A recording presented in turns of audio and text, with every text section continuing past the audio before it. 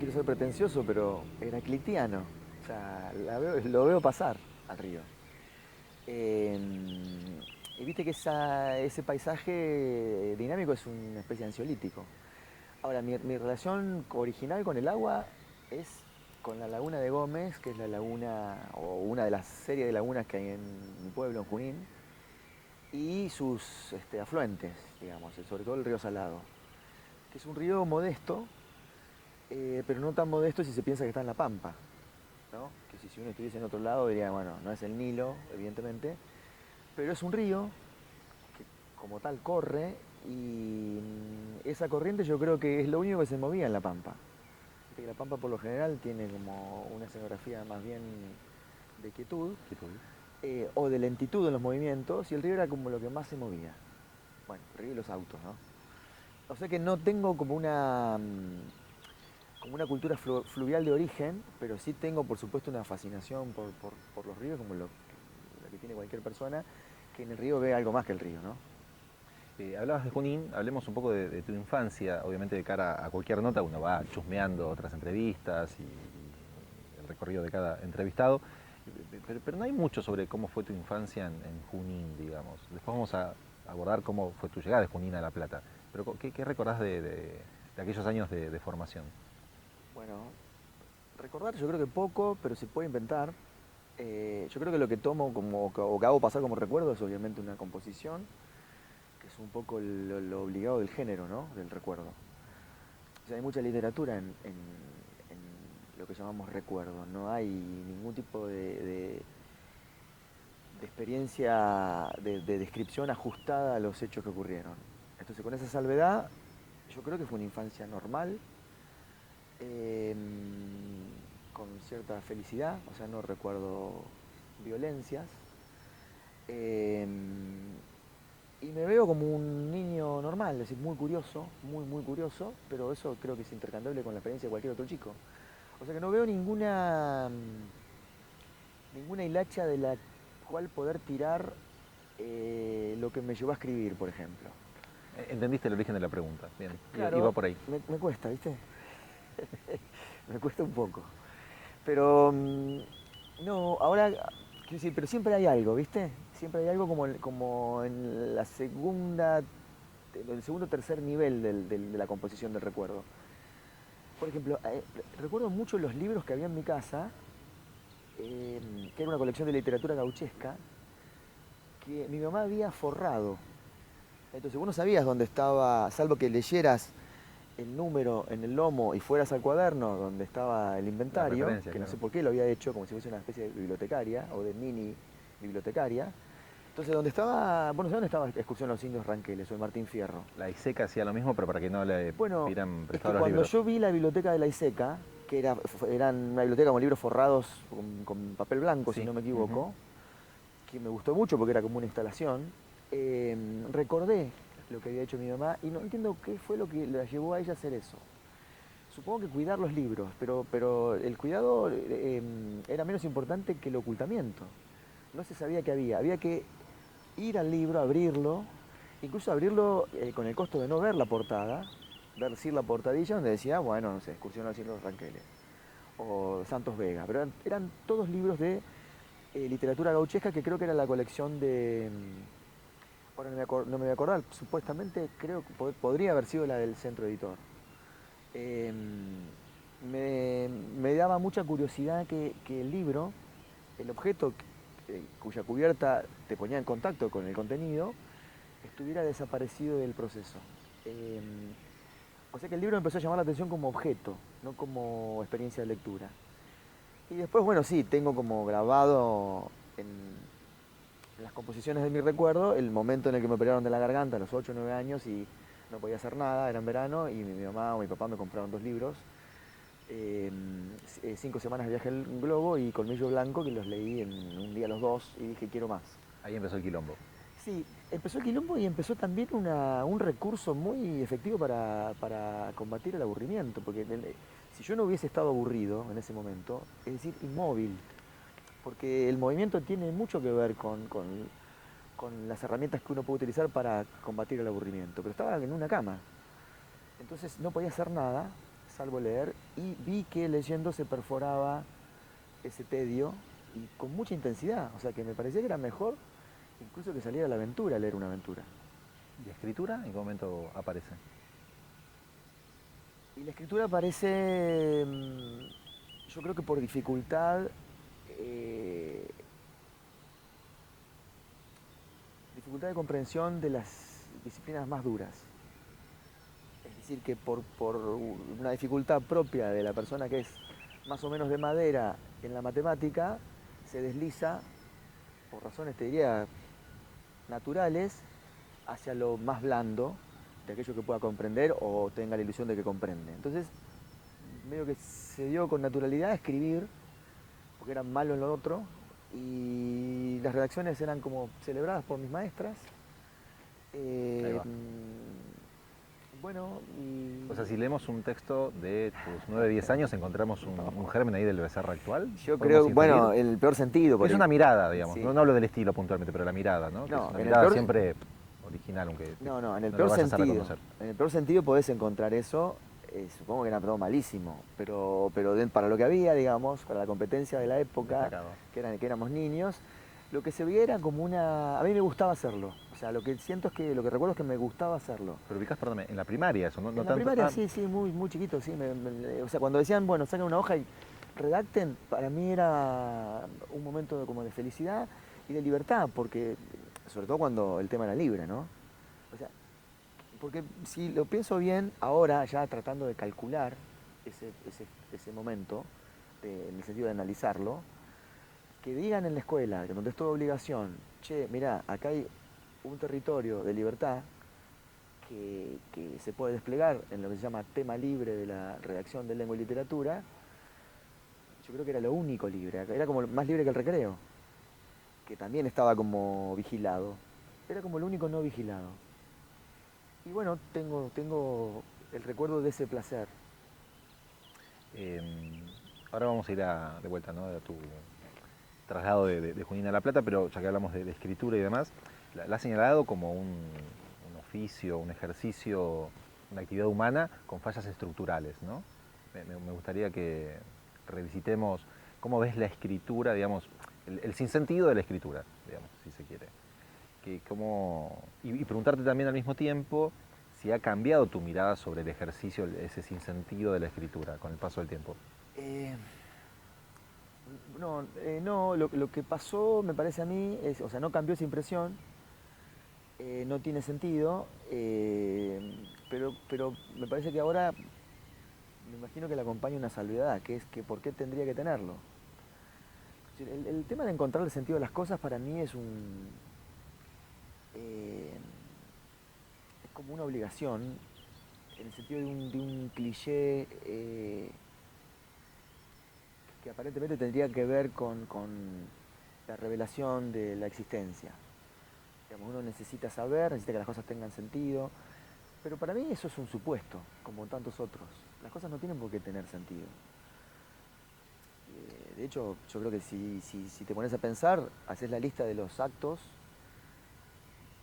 no digo los diarios, pero ponele también los diarios y los actos históricos como tradicionales de la existencia de cualquier persona, y por lo general es muy posible que en su mayoría se trate de actos gratuitos. Cosas que uno no sabe muy bien por qué las hace.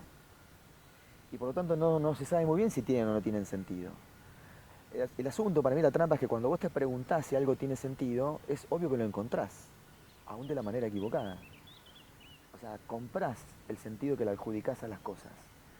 Y yo creo que ahí el terreno está muy turbio, está como demasiado embarrado como para tener verdaderamente la certeza de que uno hace las cosas con sentido. Uno en realidad encuentra sentido retrospectivo a las cosas que hace por impulsos eléctricos, ponele, no sé. ¿Por qué? Porque bueno, porque hay que moverse. Y esos movimientos son más bien de orden animal y obviamente están como restringidos por hasta dónde llevas ese pequeño poder que se te concedió, que es el poder de vivir. Ahora, después lo demás para mí es todo verso. Hice esto por tal cosa y encuentro en lo que hice este esquema, digamos, y además un discurso. Yo creo que el discurso es como un género de justificación. a las cagadas o a los méritos que uno tenga para hacer cualquier cosa. Que tampoco tienen por qué estar, digamos, tampoco pueden, digamos, así como no te puedes solazar en que te fue bien con algo, porque nunca se sabe, tampoco te podés amargar porque, digamos, te mandaste una cagada. La recomendación sería no preguntarse tanto por qué uno, ¿no? Es que yo creo que no pasa nada. Si no matás a nadie, no digo que no pasa nada. Quiero decir, si no hay un sufrimiento planificado para los demás, no entiendo por qué habría que encontrarle un sentido, en el sentido, fíjate, ¿no? Como se pega, se va como pegando una frase igual a la otra, una detrás de otra, en el sentido de encontrar la satisfacción moral o intelectual, incluso hasta verbal, en lo que uno hace. Ahora vamos a volver a la escritura y a tus metodologías, o metodología en singular, porque me parece que es un tema que tampoco se ha abordado demasiado en otras notas que has dado. Pero volvamos un poco a tu recorrido. ¿Cómo llegaste y por qué llegaste a La Plata? Año 80 y pico, ¿no? En el 84, sí. De Junín a La Plata. Bueno, llegué porque, no sé, con unos amigos, cuando estaba en la secundaria, en el último año de la secundaria, o en los últimos dos, hicimos una revista. Y después hicimos otra más, hicimos dos revistas. Eran revistas que tenían 2 o 3 números, o 1 o 2 números. ¿Se llamaba? ¿Te acordás? Una se llamaba Despertar, que tiene como una... Igual que de acá, ¿eh? No. Tiene como un halo nazi, ¿viste? Sí. Despertar, pero qué sé yo, porque a uno se le ocurrió despertar. Sí. Y la otra, vos fíjate, la otra se llamaba En Marcha. O sea que era, claro, una era nazi y la otra era fascista.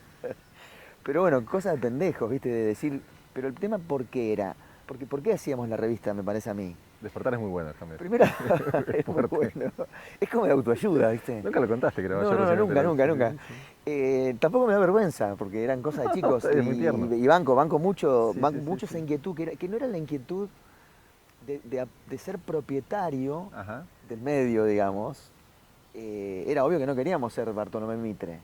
Lo que queríamos era escribir lo que quisiéramos en la revista nuestra, de la que éramos los directores, por lo tanto nadie nos podía decir nada. Bueno, de vuelta, la escritura, al fin y al cabo, como ejercicio de libertad. Claro, no, es que fue total. así. Yo escribí, no me acuerdo sobre qué, pero escribía sobre lo que quería. Y la garantía era, me parece a mí, tener el medio propio, que aparte se podía conseguir, se podía gestionar sin demasiadas dificultades materiales. Magneto piensa lo mismo. A Magneto le fue mejor. No, Pero Magneto a Noble le fue mejor. A Noble, sí. Pero me gustó mucho eso de autorizarme, siendo un chico, a escribir. Ajá.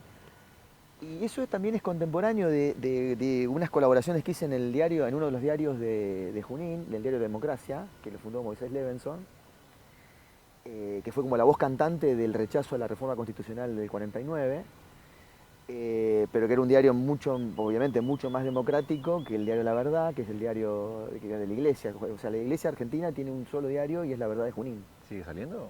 Sigue saliendo ahora en digital, pero es un diario histórico que se llama, vos fijate, ni siquiera se llama La Razón, se llama La Verdad. Es un montón. Es un montón, pero bueno, el diario que leíamos ahí, entonces yo no me acerqué ahí, pero sí me acerqué a Democracia, y era mano de obra no barata, sino gratuita, y el director me hizo trabajar, y yo iba de acá para allá, era muy chico, entonces tendría, no sé, 18 años, 17, 18 años, iba a hacerle una nota al ex back central de Sarmiento que jugó en Huracán en hace 70 años, yo iba y le hacía la nota. Y todo me parecía bien, o hacer una nota en un club. Me empecé a mover con un itinerario que no tenía nada que ver con mi interior. Me movían, por decir así. Y eso me gustó. Lo que pasa que el director en un momento, yo me acuerdo que la primera nota me la rompió, ¿viste? Tipo, yo digo, ¿pero quién será Timerman? ¿Viste? Me hizo, claro. ¿Esto lo escribiste vos? Y me hizo así. Porque yo había citado a Borges, ¿viste? Yo arrancaba citando. Porque era típico del niño. Sí, tal cual no se escuda, claro. Que quiere hacerse el leído, ¿viste? Como dijo Borges, bueno. Bueno, y me rompió, él supongo yo que le habrá considerado que eso era un ejemplo, no sé de qué cosa. Para mí fue violentísimo. ¿Ahí tenías 10, sí? 18, tenía 17, 18. Entonces dije, hago una revista yo, listo. La hago yo con unos amigos. Y la hicimos con mis amigos. Y después empecé ya a partir de ahí a leer literatura. O sea, a preocuparme por la literatura, a enfrascarme en la literatura. no quería hacer otra cosa que leer literatura. Arranca ahí en esa etapa. Arranca en esa etapa y a escribir, bueno, poemas, esas cosas que escribe uno cuando es chico. ¿Escribiste poemas? O sea, te puedo decir lo malos que son. ¿Quedó algo? Y ojalá que no, no sé, ni quisiera hurgar, digamos, dejarlo donde está, no, Ya va a venir un carpetazo en no, algún momento. un carpetazo, un carpetazo de sonetos. Puede Eh, ser, te imaginás, ¿no? ¿Cómo fueron? Bueno, llegás a La Plata, entonces, ¿en qué momento decidís venirte para acá? Bueno, decidí porque dije, siempre supe que no quería estudiar, estuve por estudiar Derecho, eh, porque no sé, mi papá me dijo, bueno, pero ¿qué vas a estudiar? Digo, no sé, voy a estudiar periodismo, pensé yo, porque los amigos con los que habíamos hecho la revista estudiaban periodismo. Acá en La Uno Plata. estudiaba acá en La Ah, Plata, eh, Lucho Alonso. Y dije, bueno, es un mundo que más o menos conocía por él, y no quería estudiar literatura, no quería ir a estudiar literatura. Quería escribir nada más. Y me metí en periodismo como para decir, estudio algo que no sea derecho, que era lo que me recomendaba mi papá. Y tenía dos posibilidades. O sea, yo hubiera ido a Buenos Aires y no había en ese momento Buenos Aires estatal. Entonces me quedaba Rosario y La Plata. Y porque mi amigo estaba acá, me vine acá. Y eso fue todo. ¿Qué recordás de aquellos primeros años en La Plata? Me contabas antes de arrancar con la nota el tema de los edificios y quizás un movimiento que en Junín no tenía, pero ¿cómo Bueno, los edificios, o sea, para mí era Manhattan, La viniste a Plata. vivir solo con amigos, me Con imagino? amigos, sí. Sí, sí, sí. Viví en el centro unos meses de prestado, después viví por acá, por el dique, los primeros 2 años, que también era como bien periférico, digamos, era como más parecido a Junín. Eh, y recuerdo que lo que hacía era moverme de acá para allá, eh, no justamente para estudiar, sino para conseguir libros y encerrarme a leer. Y recuerdo ir a las bibliotecas como una enferma a pedir, no me acuerdo, la Revolución Cubana de Silvio Frondizi, El Capital de Marx, el estructuralismo de los estructuralistas con Greimas, Bartés, Todorov, o sea, toda esa, no sé por qué, si me preguntás por qué, no sé, pero quería Que era algo, como, perdóname, que periodismo no te estaba ofreciendo como bibliografía, entiendo. capaz que sí, capaz que algo sí, Colateral, sí, capaz que pero algo sí, pero yo quería mi ruta. Eh, bueno, y entonces empecé a leer lo que se leía, supongo lo que leía un lector de iniciación. O sea, Borges, Cortázar, García Márquez, y toda esa literatura mainstream, pero que obviamente tenía toda la onda. Eh, y bueno, y después un día empecé a escribir, qué sé yo, ni sé cómo fue, escribía cuentos, eran cuentos muy epigonales. Uno era un cuento de Sartre, el otro era un cuento de Piglia, el otro era un cuento de Roberto Arlt, el otro era un cuento de Borges, eran todos malos. Pero había ahí como un disciplinamiento no competitivo por el momento, porque cuando pienso yo que empecé a sentir que era algo que tenía un vínculo con mi vida, escribir, que no era un hobby, que era una cosa profunda, ahí ya como que me desembaracé de la presión edípica, es decir, de los papis, que los adoraba, digamos. Dije, no, yo no quiero ser el perrito que sigue este sulky. Yo quería ser malo, pero solo, en el caso de que lo fuera. No me interesaba, nunca me interesó como la calidad. Quería experimentar, porque yo creo que no es una cuestión de calidad la literatura, es una cuestión de hasta qué nivel de profundidad entras en vos. Y si hay algún sistema de extracción más o menos llevadero para el que eh, lo ejecuta, ¿no? O sea, no siento que la literatura sea una performance en el sentido del rendimiento que habría que alcanzar en términos de calidad, por más que esa calidad esté codificada por quien sea, por la crítica, por el mercado, por el lector. Eso nunca me interesó, no lo percibo, no me llegan esas señales. Me llegan como presencias muy lejanas que no tienen nada que ver conmigo. Conmigo, para mí, cuando escribo, tiene que ver hasta dónde soy capaz de, de- de trepanar, digamos, los yacimientos propios, que tienen que ver con el lenguaje, pero tienen que ver también con sentimientos de profundidad y tiene que ver me parece a mí, con una especie de mercado desconocido del sentido propio, de cosas que uno no sabe de uno. Si no, medio que no tiene mucha onda. Es decir, voy a escribir un librito de calidad, ponele, para contentar a las personas que juzgan la calidad conforme sus propios criterios. No sé, es como una relación empleado-empleador en el peor sentido. En el sentido de que sentís el peso de la experiencia reducida exclusivamente a cumplir, a rendir, a conformar. Fascinante, se dispararon 20.000 preguntas y voy a ver si me sale más o menos ordenarlas, pero... Con 10.000 estamos bien. Estamos bien, sí, hasta las 8 dijimos que estamos. Una edición especial de La Vida Breve. No, pero hablabas un poco del registro, lo epigonal, digamos, de cómo uno es influenciado por esos papis que bien mencionabas recién, pero hace años que te quiero preguntar esto y a ver si estás de acuerdo o no. Para mí hay un viraje como pocas veces vi en un autor, en una obra, Santo, tu primera novela, digo bien, ¿no? Editada por Beatriz Viterbo del año 90 y pico, principios de los 90, algo así. Sí, no, sí, eso debe ser del 93, 94. Yo siento, Juan, habiéndote leído desde hace siglos o años, Santo, Atlántida, miles de años, que están, quiero publicarse en ese orden. Hay después un viraje muy fuerte en el estilo. Yo siempre sentí eso. Te quería preguntar si efectivamente es así. Después te quiero repreguntar un poco cómo es tu metodología de laburo, de abordar esos temas con esa libertad de la que estamos hablando. Pero, ¿hubo un cambio? ¿Sentís vos? No sé si sos la persona ideal, idónea para ver tu propia obra, pero que hay un cambio como pocas veces vi en un autor, digamos, en el registro. ¿Puede ser? ¿Estás de acuerdo? Estoy muy de acuerdo, muy de acuerdo. Es obvio también que yo no soy la persona indicada para alardear de eso, sí para admitirlo, digamos, porque me parece Que algo tenés que ver. que algo pasó. Ajá. ¿Qué pasó? Algo pasó. Yo creo que pasó que me cansé de... O sea, que estuve como en una frontera tratando de dar un paso afuera del fleje, digamos, pero siempre con el pie en los flejes, digamos, en los flejes que delimitaban el interior de una literatura de control, por decirlo en términos muy amplios.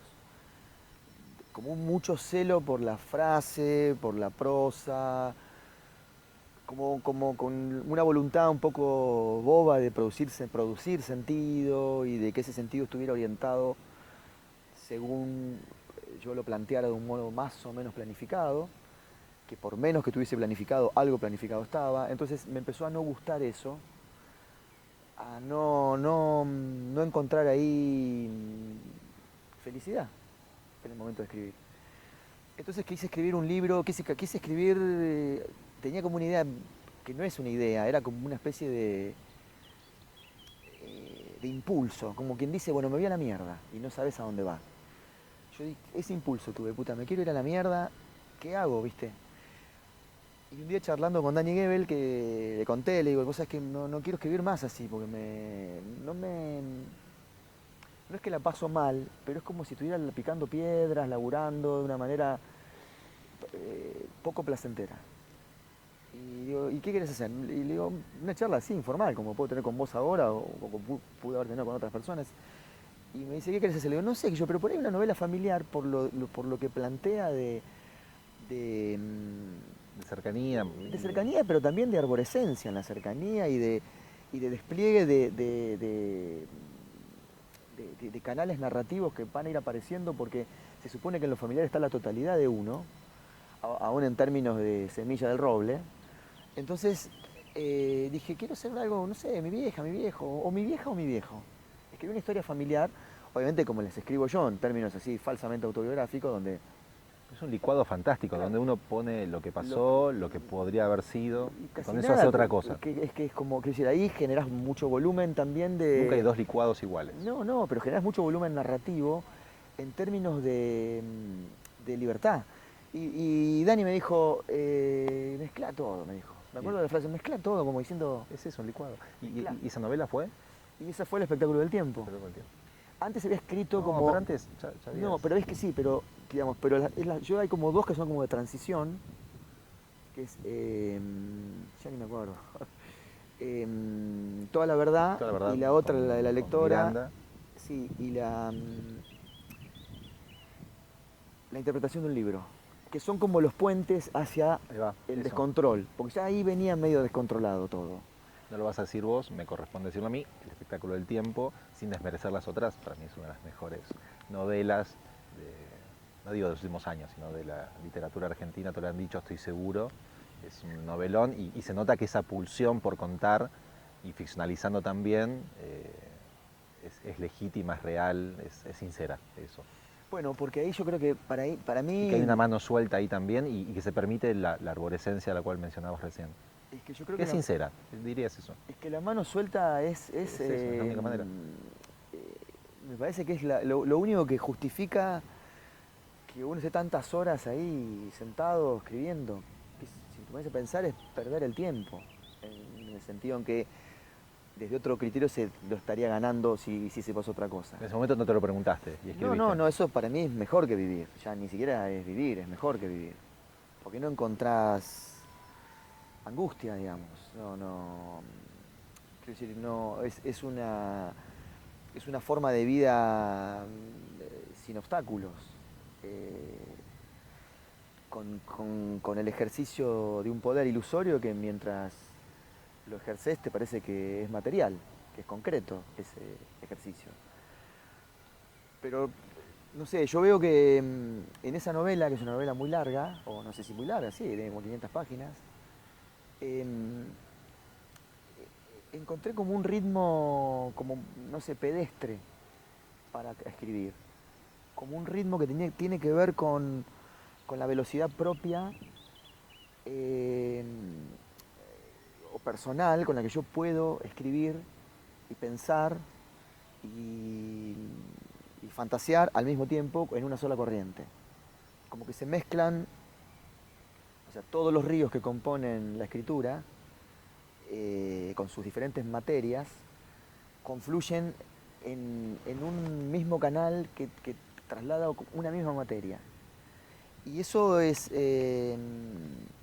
para mí fue como un encuentro con algo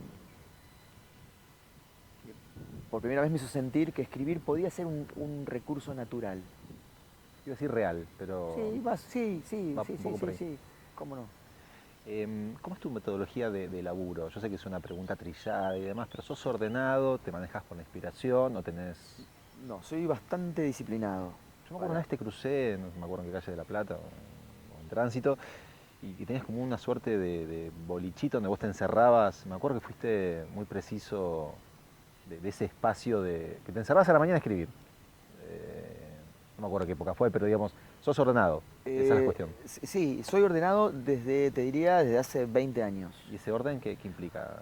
No, implica que lo primero que escribo a la mañana es eso, es literatura. Ahora arrancás. No, normal, digamos, según como ande, pero normal, ni muy tarde ni tampoco, Pero la mañana tampoco al alba. La mañana es escritura de ficción, La, podemos decir. la mañana escribo ficción. Sí, puede ser que a mí me cuelgue y que escriba a la tarde también, pero para mí son como 3 horas, 3, 4 horas no más. Y después, bueno, después hay que agarrar la pala. Entonces, para eso no tengo horario, digamos. O sea, lo hago como, obviamente es una cosa obligada, pero la disciplina, puede ser que algún día no escriba porque tengo algo que hacer, pero por lo general casi todos los días, te diría el 90% de los días, o 95, escribo eso. Y no miro hacia atrás, escribo, digamos, sin retroceder. Y una vez que termino, tampoco leo, no leo nada. Lo dejo ahí, ni sé qué hay adentro. Sé que hay desorden, o sea, presiento que puede haber desorden, pero me parece que el desorden es un poco mi método, entonces no me puedo quejar de eso. Y después cuando en la editorial me dicen, che, ¿qué tenés? Que tampoco es que me lo dicen cada 5 minutos, porque no es que, digamos, soy una persona con la que la editorial hace buenos números, los hace modestos. eh, ahí digo, tengo esta novela, la que considere yo que me parece que es para publicar ahí, y entonces ahí sí la leo antes de mandarla. O sea, dejás descansar el texto, que es una gran recomendación para cualquier persona que quiera escribir. Es que en realidad medio que yo descanso del texto, Ah, o sea, mira porque vos. es al revés, Ah, interesante. porque digamos, no es que hago un protocolo de guarda, como decir, bueno, ahora esto va a la barrica y entonces, no, es que estoy harto. O sea, si hay una cosa que no quisiera ver, es lo que acabo de escribir. Y cortás donde vos querés, lo cual también se No, condice con esa libertad de la cual hablamos. Cortás donde vos quieras. me aburro, se corta. Es como cuando estás en una fiesta y la gente está bailando, chupando, y vos decís, che, no, me aburrí y me fui. Bueno, es así. Puede ser en lo mejor de la fiesta que te vas. Pero Siempre quise ser ese. pero El que contra, se va es hermoso. que Decir, contra el aburrimiento no puedes hacer mucho. O te seguís aburriendo. Por lo general yo veo el momento en el que empieza como a... O sea, el polvo empieza como a estacionarse en su suelo, ¿viste? Y ahí dije, bueno, listo. ¿Cómo llegan los temas? ¿Qué es lo que te cruza habitualmente? Em, no, los temas... Dicho de manera un poco más vulgar, si querés, ¿vos elegís los temas o los temas te eligen a vos? ¿O no, es una no, mezcla? no, es evidente que hay temas que me interesan más que otros porque si no, no tendría esos 2 o 3 temas que siempre andan dando vuelta en mí, que es como un poco mi repertorio. No sé, el tiempo, el amor, la apariencia, bueno, no sé si hay mucho más. Eh, de algún modo un poco, digamos, con un tratamiento un poco más violento que el resto de las cosas, la sociedad. eh, pero aparecen creo que porque son los temas de la vida que a mí me interesan. Es decir, para mí no son temas literarios, no son temas de la literatura. Digamos, yo hago la literatura a partir de de esa agenda porque es como lo que más me atrae. Y yo creo que es lo que más me atrae porque no entiendo nada de esas cosas. Nada. Imagínate que alguien pueda entender el tiempo. Es como ridículo. Entonces, el atractivo está asegurado justamente eh, porque la empresa es totalmente gratuita. No te va a devolver nada de lo que vos pudieras poner atraído por ese asunto para revelar algo de ese asunto. O sea, yo que escribo todas novelas sobre el tiempo, de alguna manera más o menos directa, pero está todo el tiempo dando vuelta alrededor de eso y no pasa nada, y yo me doy cuenta que no pasa nada. Bueno, esa dinámica es la que me garantiza que aún sin que siga pasando nada, o sobre todo porque no pasa nada, yo siga insistiendo sobre lo mismo. Siga pasando. Claro, De alguna y manera. siga girando como un tarado alrededor de ese eje o del amor, que es un poco el epifenómeno, eh, y la apariencia que tiene que ver más con lo social. El amor es tiempo, podemos decir. Sí, claro que sí. Sí. En todo sentido. Juan, estamos hablando de ficción. ¿Y qué pasa con otros géneros que has desplegado en los últimos años? Lo ensayístico, que bueno, de vuelta, tus columnas ahora en Diario Ar, pero yo te vengo leyendo desde tus columnas en Irrecuptibles, ¿no? Esa mirada, ¿dónde crees que surge esa mirada? Un poco lo fuiste contando, insinuando recién. Quizás no tengas una respuesta para eso, pero sí me parece que es una mirada muy, muy novedosa, original, de cómo echar una mirada sobre algo. Hablabas de Bartés hace un rato. Me parece que hay un poco de eso, digamos, de mirar las cosas en diagonal. Entonces, digamos, esto por un lado, ¿qué te pasa a vos con la escritura de ese género o subgénero, que es el ensayístico, pero, o el, no sé qué nombre ponerle, columnístico, que es brillante, porque es un montón de información, mirada que realmente vos terminás de ver tus columnas, lo digo yo, no te preocupes, decís, uy, sobre este tema lo miro de otra manera, ¿no? El fenómeno del gobierno, el actual gobierno nacional, ¿no? Cuando yo te escucho hablar del cardumen que nos gobierna, decís, wow, ¿no? Le agrega algo novedoso, porque qué eso, escuchar al gato silvestre decir lo mal que está todo, es una gana de cortarse las venas. Yo siempre hago el chiste citando a Monterrosa cuando se despertó, el gato silvestre todavía estaba ahí. Digo, pero bueno, tenés eso. Entonces, de vuelta, ¿cómo laburás ese género? ¿Cómo apareció? Y después, bueno, preguntarte sobre otros géneros en los cuales estás incurriendo últimamente. Bueno, yo creo que también ahí hay una cuestión como de libertad Se nota eso. y de usurpación de de la autoridad que habría que tener para considerar con textos propios los fenómenos de la esfera pública. Que habéis dicho en Grasa, después en Fenómenos Claro, a Argentinos mí y demás. siempre Sí, me sí, sí. interesó eso de los recursos que yo pude contraer para utilizarlos en favor de la literatura, de la manera que sea, bien o mal. ¿Por qué no utilizarlos con objetos basura, por decirlo así? O en todo caso, ni siquiera, a veces basura, pero a veces como objetos populares y sobre los cuales la literatura o la crítica no tienen, me parece a mí, o no toman el riesgo de ocuparse, eh, dividiendo de manera indirecta los campos.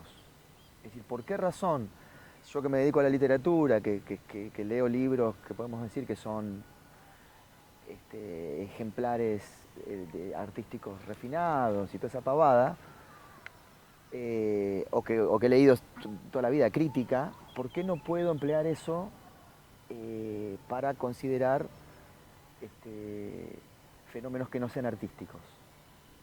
Como si fueran fenómenos artísticos. Entonces, lo que hay ahí me parece a mí, cuando yo intento abordar eso, es que hay como un desvío. Primero, me autorizo a hacer una cosa que no sé hacer, que es el periodismo documentado, porque todo parte de esa base. Yo no podría investigar algo, porque no tengo mucha confianza en la investigación. Aun cuando yo leo periodismo de investigación y me gusta mucho, a veces revelan cosas copadas. Y como la investigación judicial, la investigación policial, la investigación periodística, la investigación, que es como ahondar materialmente en un asunto que ya ocurrió, siempre me pareció un derivado de la ficción, o sea, Un pseudo objetivismo que no existe pero como tal. exacto, Claro. digamos. Sí, Entonces sí, yo sí, no sí. lo sé hacer a eso, aunque hay gente que sí lo sabe hacer. Yo no lo sé Y hacer. cree en eso también, ¿no? Claro, Un acto de fe también. está bien, pero cuando vos reconstruís un hecho desde el punto de vista del discurso judicial o policial, Siempre sesgado, no podés. no, pero aparte es lenguaje. Tal cual. Entonces, quiero decir, el alcance de la reposición, de la restauración, es muy limitado. Lo que pasa es que hay una fe cultural en eso. Este periodista de investigación, este juez de instrucción, medio que es todo verso. No digo que no se pueda acercarse a los hechos de manera tardía, Sí, como o es que no exista el propio Código de los... Penal, existe y nos ordena un poco, menos mal. Y hay cosas que se pueden... a las que te podés acercar, digamos. Ya pensar que descubriste la pólvora con esos recursos me parece un poco exagerado. Entonces yo pienso, yo no soy un periodista de investigación, me gusta por ahí escribir sobre la política o qué sé yo, tomada como un objeto literario, como un objeto artístico, y hacer una lectura eh, utilizando los recursos en esa dirección y con ese propósito. Entonces salen cosas raras que por ahí son modos de leer el fenómeno. No es que si yo escribo una nota, la persona que la lea la nota va a informarse más. Va quizá a tener un punto de vista un poco más, no sé cómo llamarlo, como un desvío, pero que tiene que ver con cómo yo me posiciono frente a ese tipo de cosas. O sea, no me gustan los discursos, ni siquiera los discursos que se parecen a los discursos que yo pueda tener. El discurso mío también lo detesto. Tener un discurso a mí es lo peor que hay.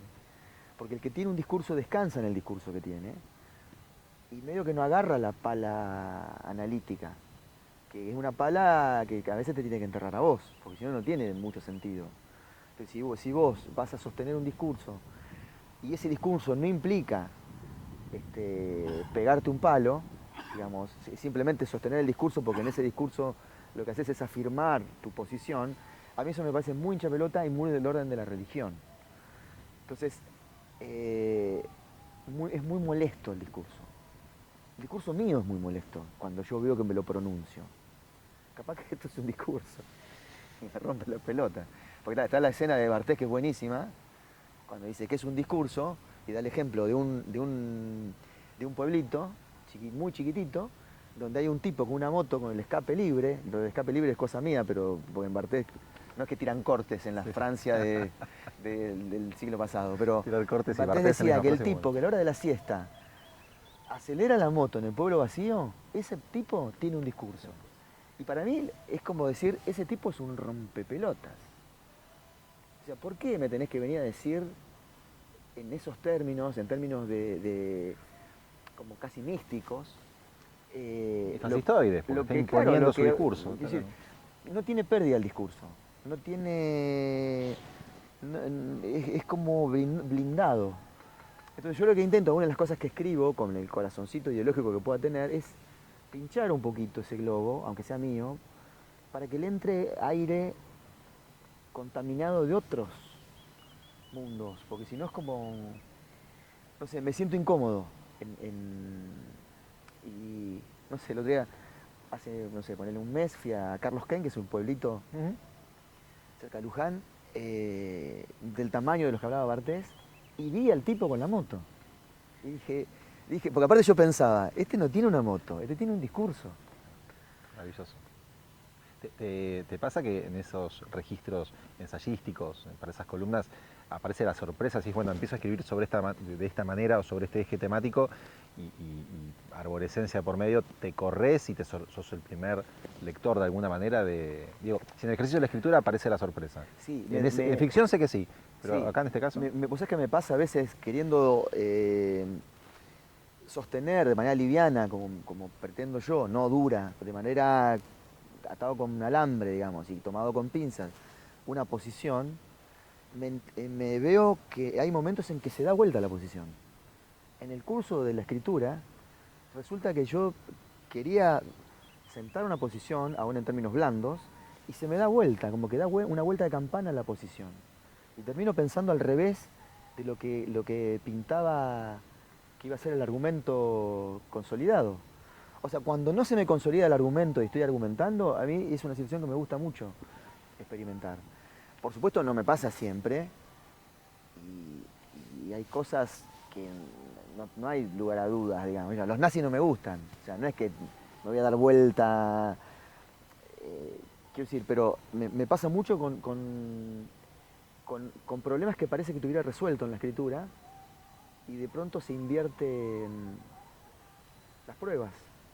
Lo que yo imaginaba que eran las pruebas para operar en favor de algo, terminan siendo las pruebas para operar en contra de algo.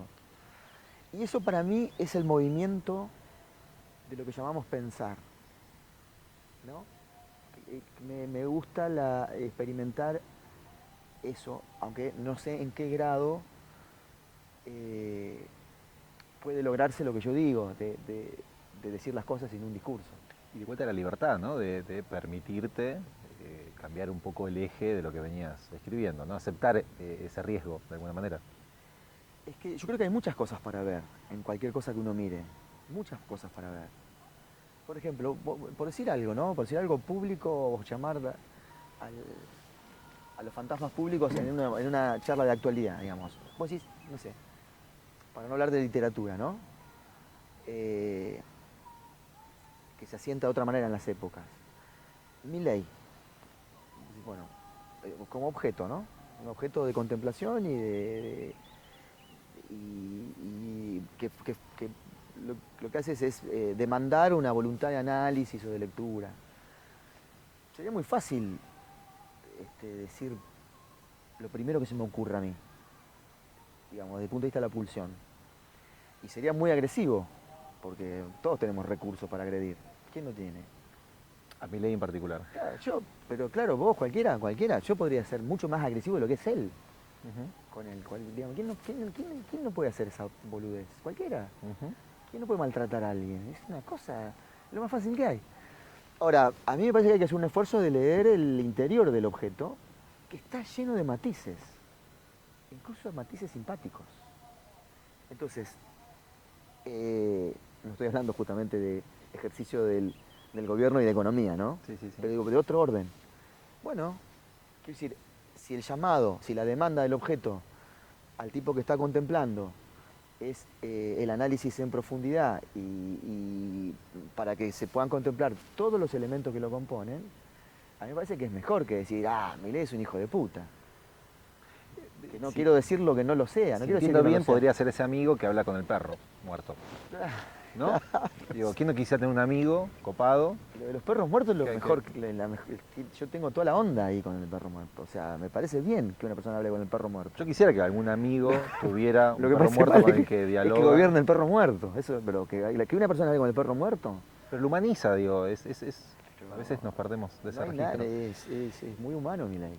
Juan, mil preguntas más para hacerte, tenemos que ir más o menos cerrando y de paso dejamos de congelarte, te agradecemos. No, ahora ya estoy. Ya estás aclimatado, bueno. No, te No, quería preguntar... tengo pie de trinchera, pero zafo. Ok, no, para ir cerrando te quiero hacer 2 o 3 preguntas más. Una de ellas es, bueno, hablamos de ficción, género ensayístico y estás laburando mucho en guiones últimamente, en algunas series, en alguna película también, teatro, ¿no? Ahí Sí. con Chanta, que está en cartel, bueno, no sabemos cuándo se va a emitir esto, pero es una obra de teatro que está ahí en la calle Corrientes. Que es laburo, imagino, sospecho, pero hay también, te quería preguntar, otro tipo de motivación que deviene en la escritura, al fin y al cabo. Bueno, yo creo que eso, así como a la literatura yo la diría gratis, y la hago medio gratis, como sin mercado, o con un mercado que es el de la literatura, tampoco me quejo porque, digamos, no, me parece que está bien. Eh, Después está lo que uno hace por plata, ¿no? Lo que llamamos trabajo. Laburo, sí, claro, El claro. laburo. Parar la olla. Y bueno, y como me formé en ese recurso, eh, tengo ofertas de trabajo, acepto ofertas de trabajo, hay trabajos que me gusta hacer a pedido, A eso voy. pero, Apuntá un poco a eso. Si pero te encontrás... me gusta por las razones contrarias a las que me gusta hacer literatura, que es lo que más me gusta en la vida, y que la hago porque es la libertad total. En la medida en que yo pueda ejercerla, ¿no? Con los límites que pueda ejercer esa libertad que me toca para escribir.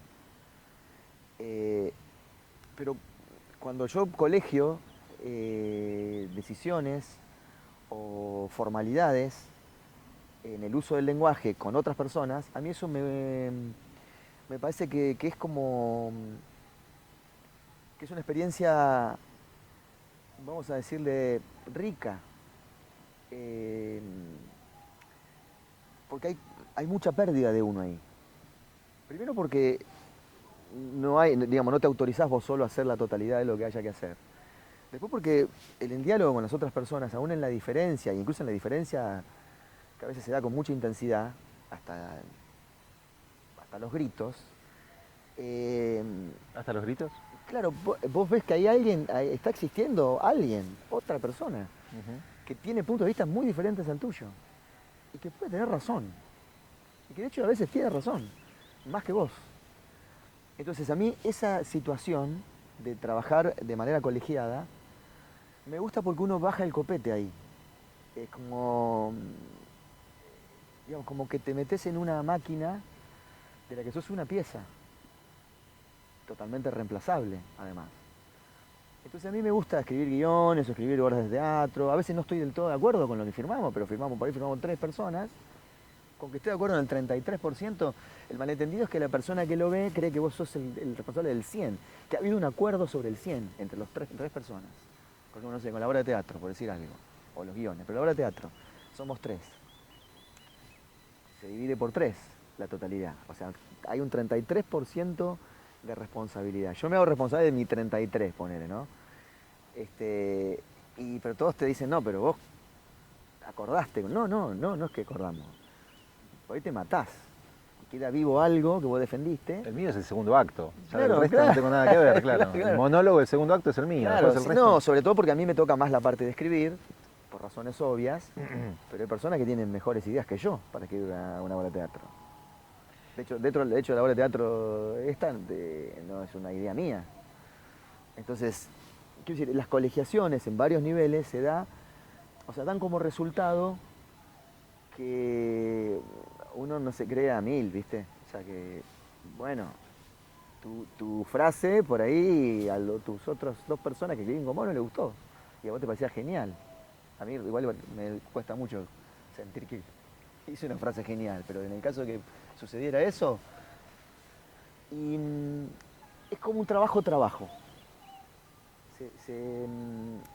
ese beneficio que tenés cuando escribís literatura, que lo haces solo, eh, no lo tenés, y tampoco tenés los perjuicios de la soledad, que, que por ahí no perdés nada de lo tuyo, entonces es como un momento de narcisismo puro. Bien.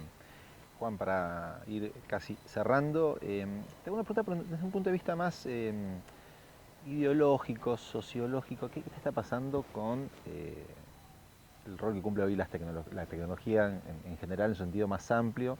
Estamos hablando desde que comenzamos a charlar sobre los procesos de escritura, los procesos creativos, en este caso es escritura, ¿no? Eh, y este pánico me parece global, universal, sobre que nos reemplacen. Yo sé que ahora le podemos pedir al teléfono un poema a Juan Gelman sobre el puerto de La Plata y esa inteligencia artificial se animaría a hacerlo sin ningún tipo, con mayor libertad que la que uno podría tener, quizás. ¿Qué te parece, qué percepción tenés vos de, no hablo de inteligencia artificial, sino de tecnología en su sentido más amplio, ¿no? ¿Qué te imaginás? ¿Qué te sucede cuando vos te enterás de estas cuestiones, por ejemplo? Bueno, no tengo nada en contra, digamos. Podría tranquilamente la inteligencia artificial hacer un poema de Hellman que sea casi como Hellman, pero porque justamente la inteligencia artificial, como es parasitaria, eh, se relaciona con lo dado. Si no existiera Hellman, no podría ser un poema de Hellman. Entonces lo que va a haber, me parece a mí, es va a haber como una cultura parasitaria, que obviamente va a ser parásito de lo dado, y eso va a resolver algunos problemas. Porque uno podría decir, yo leí las obras completas de Hellman, pero no leí su poema sobre el puerto de La Plata. La inteligencia artificial te lo va a dar. Y capaz que va a estar bueno el poema. Eh, quiero decir, no se va a salvar la inteligencia artificial de relacionarse con lo dado. Y lo dado no va a estar, eh, no lo va a postular la inteligencia artificial. Digamos, las cosas que vayan a existir van a existir por la inteligencia natural, que es la inteligencia animal. Y la inteligencia artificial lo que hará es plegarse a eso y sacar rédito. Incluso también, imagínate que viviera Hellman y la inteligencia artificial, o los carteles de inteligencia artificial que empiezan a proliferar ahora y le digan, Los che, mira, carteles es buenísimo, queremos, son carteles. queremos decir a Hellman, mira, vos escribiste muchos libros, pero hay muchos que no escribiste. Queremos que escribas 10 libros de poemas. Uno sobre el Puerto de la Plata, el otro sobre el desierto de Sahara, el otro sobre la Bombonera, el otro sobre, bueno, y Hellman le dice, bueno, escribe, dale, me pagás una franquicia. Y el gran poeta Juan Hellman vive de las regalías que reproduce la inteligencia artificial. Es una monstruosidad, pero no más que otras. No pasaría nada. Lo que veo con la tecnología, aparte de otra cosa, es muy zorra la inteligencia artificial.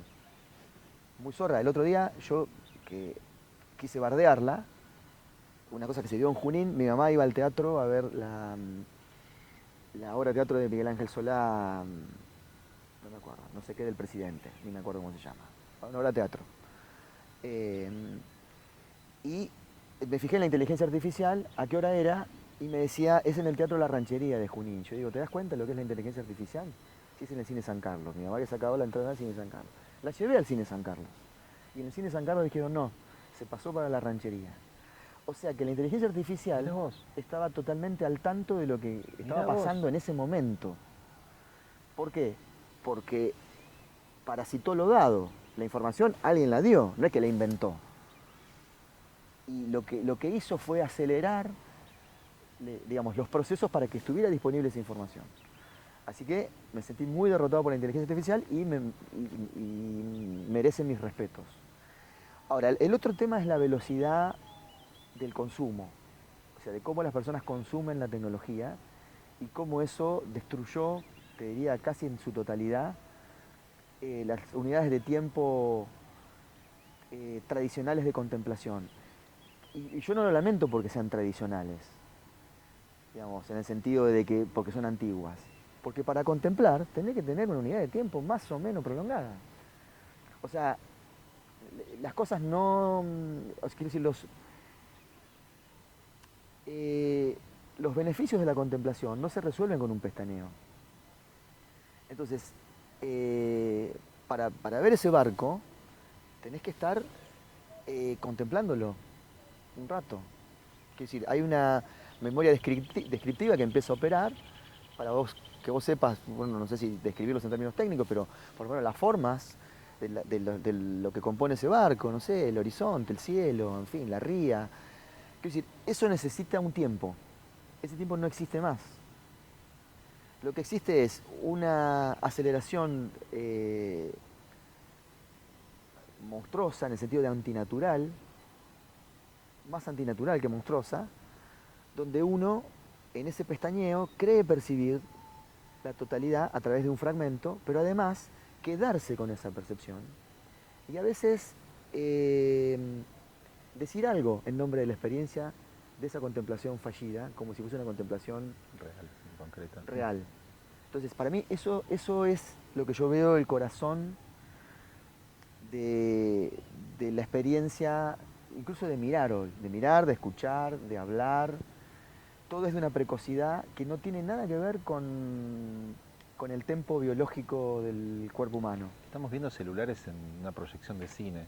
Alguien que consulta el celular, digo, nos está cambiando la manera de mirar, de estar en el mundo, ¿no? Un poco. Es que yo creo que hay un... Eso es ominoso desde mi punto de vista, ¿no? Bueno, es de heroinómanos, todos estamos en esa.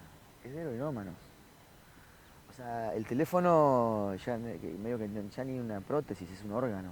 O sea, no, lo primero que haces cuando te levantás, lo último que haces cuando te acostás, cuando vas al baño, cuando manejás. Te digo porque yo también lo hago. O sea, me parece que en algún momento vendrá una cura, porque quiero decir, el exceso de, el exceso de acceso eh, te vuelve un poco yonki. Y va a llegar un momento en el que vas a ver, van a empezar las granjas de rehabilitación, la gente que corte con el teléfono como quien corta con la droga o el chupi, y va a haber que poner una distancia, sobre todo porque no se van a suprimir todas las experiencias humanas. Pero no digo cosas grandes, digo mirar algo. Poder de concentración que O sea, se está modificando, tal cual. estoy hablando de gente que va a Roma, viaja 13 horas y pasa corriendo, tac, tac, tac, tac, tac, tac, detrás del Coliseo y ya está en otra cosa. Es decir, no hay detenimiento. Experiencia. Y si no hay detenimiento, y la literatura por eso paga el pato también, porque la literatura te pide eso. O sea, un libro no lo podés leer así, abriéndolo y cerrando. O sea, al libro le tenés que dar tu tiempo y que ese tiempo no existe más. O sea, existe el tiempo, pero existe para multiplicar las experiencias falsas de contemplaciones fulminantes, donde la gente está cada vez, todos estamos cada vez más boludos, y más boludos y más boludos. Y como entonces como que confluyeron los ejércitos de la boludez y el del mal, y como ya está, listo. O sea, ¿con qué le ganas a ese ejército? Es como 10 Napoleones. Hablando de boludeo y Napoleones, la última pregunta, ahora sí. Solo preguntar, se dio naturalmente preguntar esto, sobre todo a gente con cierto recorrido, ciertos años, para qué negarlo. Qué guacho, Dicho con todo el amor del mundo. No, escondida. aparecieron algunas certezas, conclusiones. Fue tu amigo López Brusa que me dijo, no, conclusiones no, certezas sí. Me gustó mucho eso. Siempre con esa sutileza, el camarada López Brusa. En tu caso, si mirás para atrás o con el devenir de los años, ¿te llegó algún tipo, no digo de iluminación, no lo pongo en esos términos, pero decís, bueno, la vida se trata de esto, o mi vida en particular, o ninguna, o ¿qué te pasa? No. Y perdón, y también pensando en el contexto, ¿no? Y cómo va cambiando el mundo y hacia dónde va. No. Bueno, el mundo va un poco hacia donde lo lleva uno también, ¿no? O sea, porque viste, uno medio que se lava las manos con eso. No, yo creo que no, me parece que sabiduría no encuentro, ¿viste? Esa es la verdad. O sea, si encuentro una sabiduría, es una sabiduría que tiene mucho que ver con algo que a mí siempre me pareció un lugar común de la filosofía, que es que lo único que se sabe es que no se sabe nada. Entonces eso empieza a pesar ya no como una frase, sino como el único resultado de la experiencia de vivir. El único, o sea, y eso lo sé. Entonces, sé eso, que si todo sucede a nuestras espaldas, todo sucede en el interior de algo, todo sucede desde el punto de vista de nuestra contemplación, de un modo provisorio. O sea, no tenemos lenguaje para poder revelarlo, ni percepciones para poder revelarlo, digamos, porque el lenguaje es un poco esclavo de las percepciones, que son muy modestas. Entonces, yo creo que el aprendizaje para mí es, con los años, es eh, hay que bajar el copete, eh, medio que no sabemos nada, relativicemos todo aquello que consideremos sabiduría y reemplacémoslo por el no entiendo nada, o entiendo cada vez menos, que sería un poco el proceso, ¿no?